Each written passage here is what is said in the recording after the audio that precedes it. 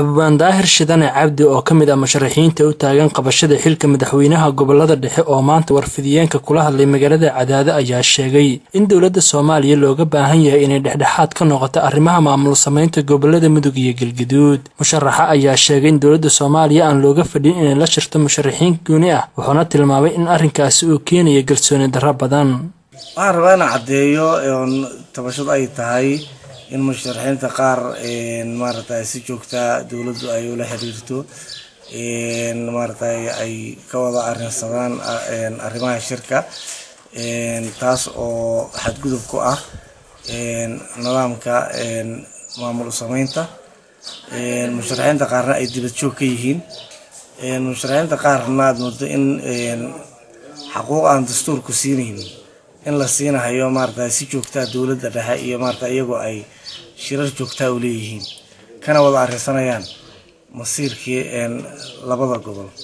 aad moodo in maartay dawladda dhexe iyo in kooban oo musharaxiinta ka mid ah inay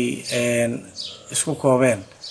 sidii inay xaq gaar u leeyihiin iyagu taasina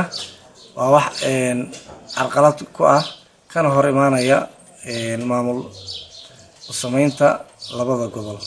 dhinaca kale musharaxa ayaa ku baaqay in la soo xulo baarlamaan si ay u doortaan madaxweynaha hase yeeshee waxaa jira warar la isla dhex marayo oo sheegaya in ergadu ay dooran doonaan madaxweynaha maamulka gobolada Mudug iyo Galgaduud.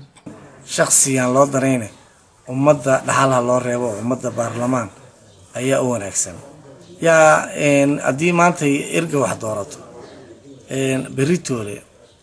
baarlamaan madaxweynuhu ka horeeyo asagu uu wax ka soo xuleeyo ka awood badan yahay ayaa ka qaadaya beritoole baarlamaanka ma ergadii baa la keenayaa oo dib uga qaadaysa ana waxaan leeyahay ummadda yaan la marin habaabinin ummadda sida qawaaniinta dastuurka uu qabo maamulada in lagu dhiso maartay oo dastuurku ka qabo in la maro weeye waa in